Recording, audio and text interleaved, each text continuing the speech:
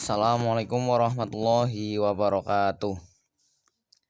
Alhamdulillahirabbil alamin wassalatu wassalamu ala asrofil anbiya'i wal mursalin wa ala alihi washabbihi ajmain amma ba'du.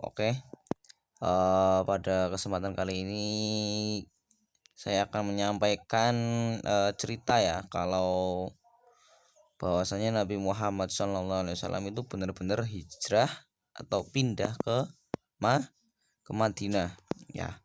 Kalau yang kemarin ada perjanjian Aqobah 1, Aqobah 2 itu kan berawal dari apa? Berawal dari ada orang Madinah yang bepergian ke Mekah, terus kemudian bertemu dengan Nabi Muhammad SAW, kemudian mempercayai Nabi Muhammad. Kemudian setelah itu orang yang percaya kepada Nabi tersebut melakukan dakwah atau mengajak kerabat-kerabatnya untuk masuk Islam, sehingga Nabi Muhammad posisinya itu masih ada di Mekah, namun namanya sudah terkenal di Madinah. Kemudian mendengar bahwasanya Islam diterima dengan baik di Yastrib atau di Madinah, maka kemudian kaum kafir Quraisy yang di Mekah marah ya, sehingga membuat amarah para kaum kafir Quraisy. Mereka mengancam akan membunuh Nabi Muhammad SAW. Mungkin sebagian pernah dengar ya, bahwasanya Nabi diancam akan dibunuh, bahkan sampai rumahnya itu didatangi oleh kaum kafir Quraisy. Namun ternyata yang ada di tempat tidur bukanlah Nabi Muhammad, melainkan siapa? Yaitu sahabat Ali bin Abi Thalib. Namun kemudian Allah Subhanahu wa taala menurunkan firman agar Nabi segera hijrah ke Yastrib. Ternyata pemilihan kota Madinah seperti pada bahasan yang lalu, selain karena yang paling dekat dengan Mekah, itu merupakan karena perintah dari Allah Subhanahu wa taala. Maka Nabi Muhammad SAW segera berangkat bersama Abu Bakar As-Siddiq pada malam hari. Ini yang tadi saya katakan, kalau para kaum kafir Quraisy itu menyerbu rumah Nabi, namun ternyata yang didapati adalah seorang yang lagi tidur dengan selimut, yaitu sahabat Ali bin Abi Thalib, dari Mekah menuju Gua Sur. Di sana Nabi bersembunyi ditemani Abu Bakar, bersembunyi selama 3 hari. Makanya kalau kalian pernah mendengar ya, ada cerita tentang hewan-hewan di sini. Ada hewan cicak itu memberitahukan ke kaum kafir bahwasanya ada orang yang di dalam gua. Tapi kemudian oleh laba-laba menutupi dengan membuat sarang. Logikanya, kalau sebuah gua tetapi ada sarang laba-laba yang besar, pastinya orang berpikir tidak mungkin ada orang yang habis masuk ke dalam goa. Karena apa? Karena ada sarang laba-laba yang menutupi pintu goa. Kemudian setelah dirasa aman 3 hari, melanjutkan perjalanan menuju daerah Quba. Daerah Quba itu adalah sebuah daerah 2 mil sebelum kota Madinah.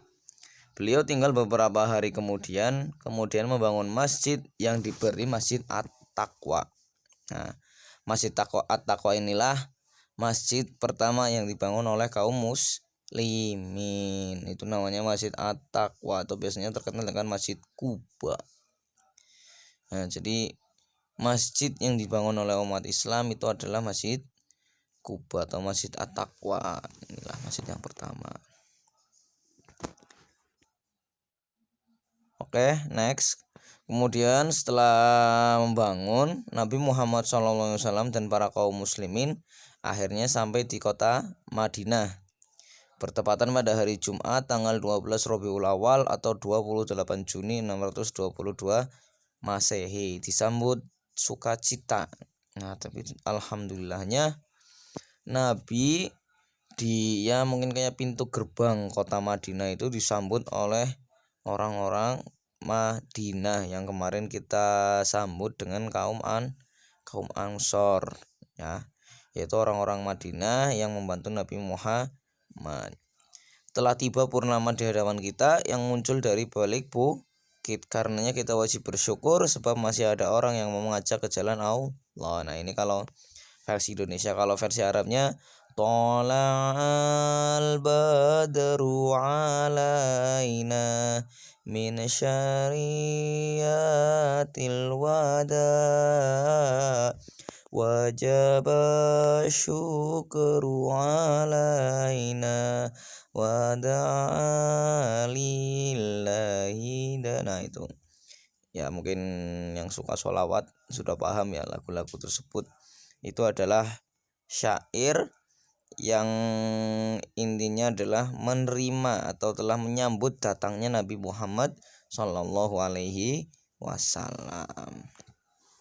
Nah, kemudian langkah-langkah yang dilakukan oleh Nabi Muhammad di kota Madinah, pertama mengubah nama ya, kota Yasrib berubah menjadi Madinah Al-Munawwaroh, yang artinya Madinah kota yang bercahaya. Kemudian yang kedua, hijrahnya Nabi ke Madinah ini dijadikan Umar bin Khattab sebagai tahun baru Hijriyah. Nah, itu mulai, makanya Hijriyah itu mulai dari ada bulan Muharram itu mulai dibentuk lah, mulai dibikin. Nah, ini pada